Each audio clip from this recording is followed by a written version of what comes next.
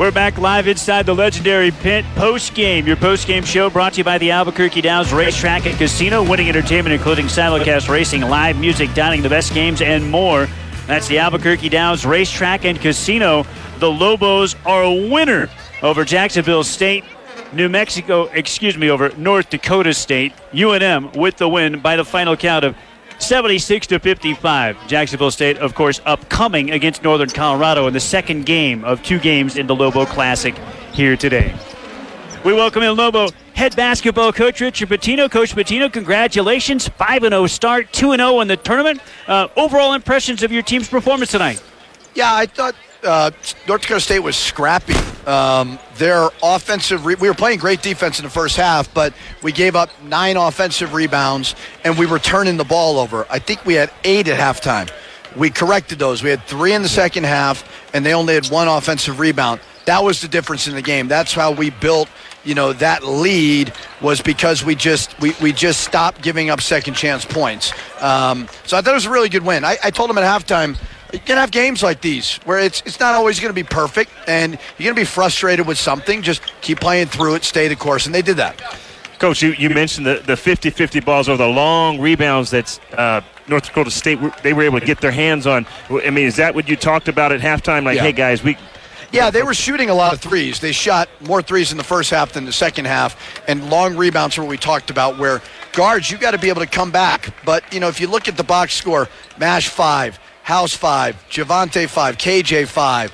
That's the key and our bigs needed to do a little bit better job because they were tipping it out. They were long, but the guards did a great job of coming back and rebounding.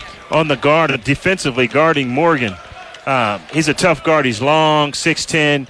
Were you guys sending double team, triple teams? What was the strategy there? We were trying to trap him late, kind of like we did versus Wyoming with the guard and then rotate out of it.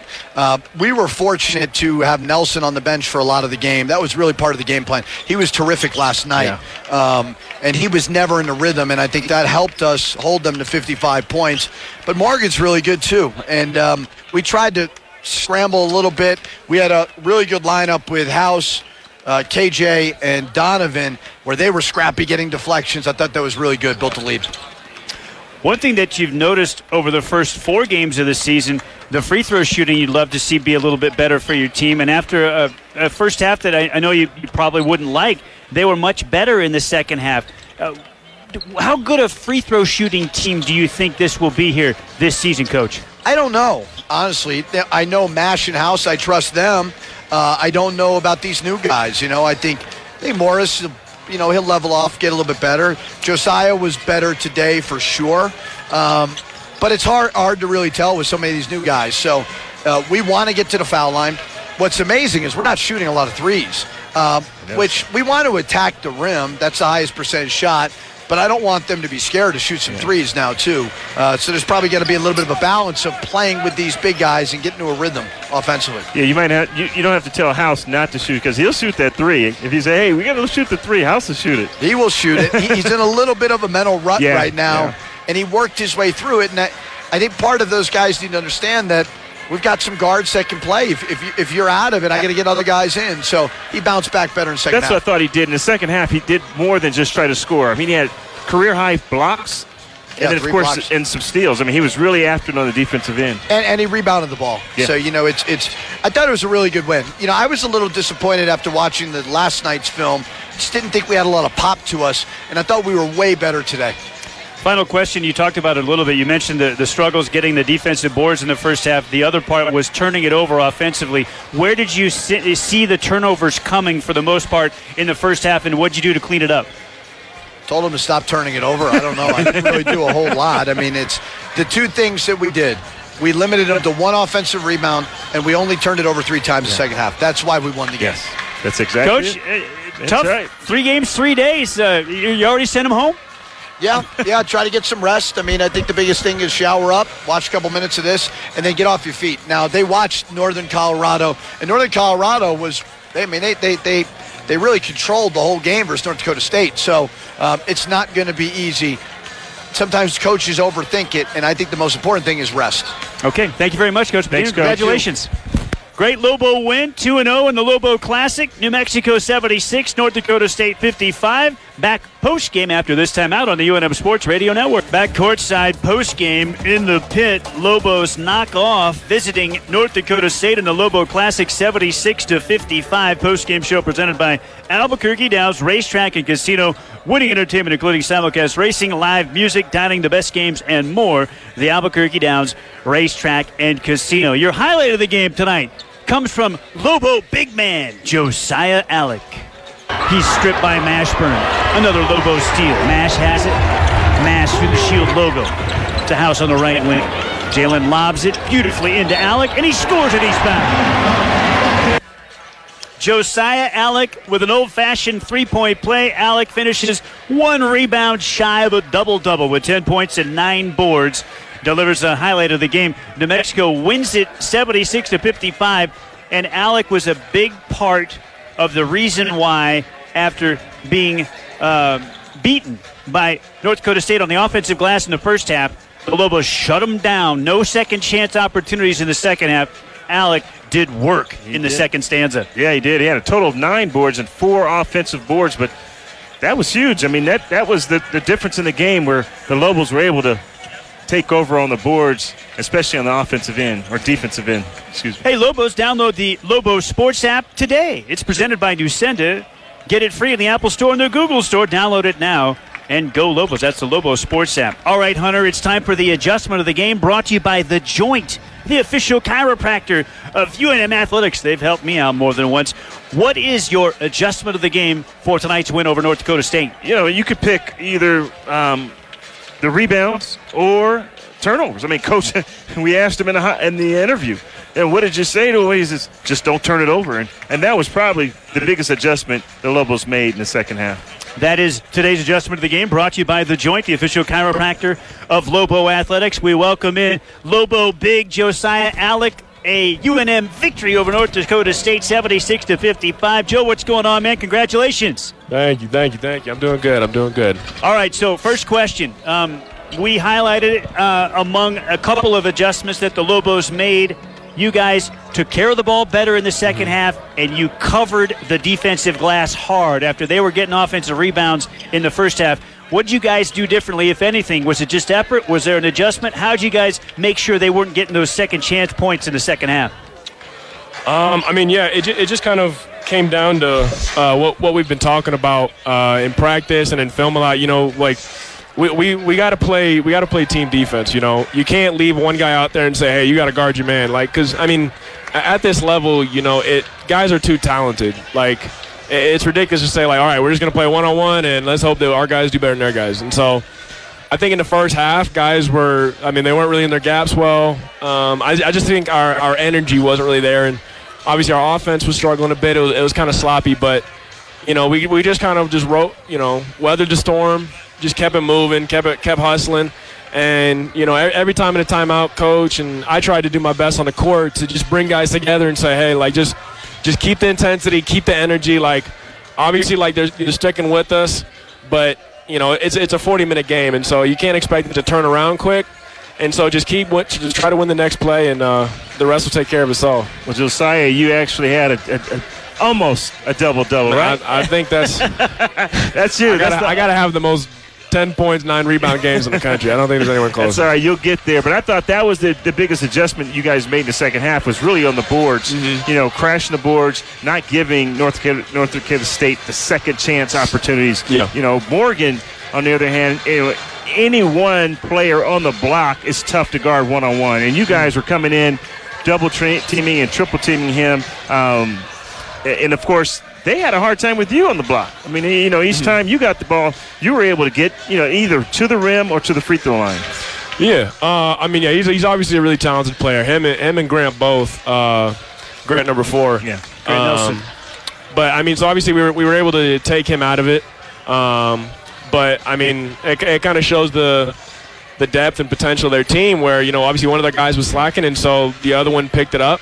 And, you know, every game we would like to be able to, you know, shut everybody down. But there's usually going to be at least one guy, and they obviously run most of their offense through their bigs. And he did a good job handling the workload. And so we're definitely going to have to work on that because, I mean, obviously, you know, the Mountain West full of good bigs. And so, I mean, I think that was a good look. Yeah. I feel like we haven't really played against a lot of teams that really pounded inside like that. Run their offense to the post. And I think it was a good wake-up call for us bigs. It's like, hey, you know, like obviously we got to do more than rebound. Like, you know, we got to be intense. We got to be locked in on defense. Coach Pitino mentioned it. I wanted to ask you, was it a focus, even a specific part of the game plan, coming in to attack Grant Nelson? He had 31 points yesterday against Northern Colorado, and you guys got him in foul trouble very quickly, and then boom, they couldn't get him out of the game in the second half, and he picked up fouls back-to-back plays, and then you got him out of the game with 4 fouls. Is that part of the game plan? Not directly. I mean, so we did know that. So obviously, so I stayed last night, watched the game. You know, I saw the whole 31. And I actually played against him for the last 2 years. My last school was in the Summit League against North Dakota State. And so Coach did talk about, like, you know, he's their best player, and more times than not, the best player doesn't like to guard because they're scared to get in foul trouble. I don't think that was the case with him, but I was able to attack him, whether that was in transition, forcing him to foul me on my post-ups, or just getting him to jump, you know, get a cheap one like that. And so obviously getting him out obviously makes it a lot easier just on everybody because he is such a talented player. Like, I mean, just being able to get him out the way, I mean, it definitely lightened it a little bit. But we definitely got to work on just our overall energy and intensity coming into games. I feel like tonight we took it a little bit light. Speaking about energy, you got another one tomorrow. How do you feel going into tomorrow night? I mean, I'm ready to go every day.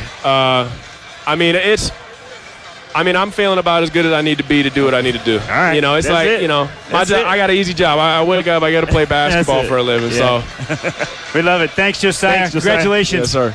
That double-double tomorrow. 5-0 start for the Lobos. Timeout. Come back to wrap it up next. New Mexico 76, NDSU 55 final. We return after this timeout on the UNM Sports Radio Network. This is New Mexico Lobos basketball on the UNM Sports Radio Network. Back inside the pit courtside post-game show. Presented, as always, by the Albuquerque Downs Racetrack and Casino. New Mexico wins it over North Dakota State 76-55 is the final. Hunter Green's my partner. You knew a little bit about defense. You played the passing lanes better than most, Hunter. You were the anticipation guy on defense. The defensive player of the game, as always, brought to you by Theta Point. Make cybersecurity a team sport. Add Theta Point to your team to increase your defensive posture. It's a familiar name, but he did some different stuff tonight, didn't he? Who is our Theta Point defensive player of the game? Jalen House. And he did it with the steals, but he really did it with the career-high 3 blocks. 3 block shots. How does Jalen House, at 6 feet tall, get a block shot? For him, it's just his effort. I mean, his energy, when Coach was talking about the energy, I mean, he brings it for this team, and it's just effort, pure effort for Jalen. I'll tell you what, he's making this a theme. When we get to our Theta Point defensive player of the game, we keep calling Jalen House's number. Every game that you and I have done together, he's been the guy. And he's probably averaging maybe 2 to 2.5 steals per game. I mean, he's on track to break a few records. And tonight, he did it both in that column and the block shot column, leading the Lobos with 3 block shots at 6 feet tall. Remarkable. Jalen House, your Theta Point defensive player of the game. Okay, Hunter, so 3 games in 3 days. You've done this before, whether it's a holiday tournament, whether it's a conference tournament. Right. You got to maintain your energy level. How do you keep the tank full when you're going back to back to back? Right, well, for sure, like Coach said, you got to stay off your feet. And it's funny how we were talking to Josiah, he's like, I'm ready to go. Dude, your adrenaline's still pumping right now. So, yeah, tomorrow, again, it's just one of those things. And I think Coach has done a good job of, spreading those minutes around, amongst not only the starters, but the guys off the bench. Last question, from a coaching standpoint, what do you do differently to make sure that the guys get the preparation they need, but also get the rest they need? That's tough. I mean, it's tough because some guys are different. I mean, it's just because they're not sending them to a hotel and they're all controlled environment. So you just trust, and you get the leadership, the senior guys like Odeze and Jamal Mashburn, and those guys will have to lead the way and say, hey, we're not doing this. We're not going. I know it's Saturday night, but hey, let's just chill. Let's hang, and stay off your feet. So it's going to be the leadership of the team is really what you got to trust. All right, New Mexico a winner. They knock off North Dakota State day 2 of the Lobo Classic 76-55. A quick peek at some of the final numbers. Lobos led in scoring by Jamal Mashburn Jr. with 19, 14 for House, a dozen for Udese, 10 for Allick. Allick, a team best 9 boards. House, unbelievable, with 2 steals and 3 blocks. 22 for Morgan on the other side to lead NDSU. 14 for Skunberg. Did it mostly with those 4 3 balls. Lobos improved to 5-0 for the first time since 2012-2013. Steph Griffin is our producer and engineer. Our on-site engineer, Michael Carlisle. I'm Robert Portnoy. My partner, the Lobo legend, Hunter Green. One more for a tournament title tomorrow. 5:30 tip-off in the pit. Our airtime, 5 o'clock p.m. with your Lobo basketball pregame show. Northern Colorado and New Mexico. How about a 3-game sweep, Hunter? Oh, no question. Why not? Why not? Lobos would go to 6-0 if they can pull it off. We'll talk to you tomorrow night from the pit. Your final score for the final time, UNM 76, North Dakota State 55. So long, everybody. This has been Lobo Basketball on the UNM Sports Radio Network. You have been listening to New Mexico Lobos Basketball. This exclusive presentation of Lobo Basketball is brought to you by U.S. Bank. We'll get there together. Larry H. Miller Auto Dealerships, driven by you. Albuquerque Bernalillo County Water Utility Authority. Cool it, can it, chuck it. And by the Albuquerque Downs Racetrack and Casino, your home for winning entertainment. This broadcast has been an exclusive presentation of the UNM Sports Radio Network. Executive producer Felicia Nieto. For information about this broadcast, contact Danny Belinsky with UNM Sports Properties. The UNM Sports Radio Network is a division of Playfly Sports. Coverage of the 2022 New Mexico Lobos is authorized by UNM Sports Properties.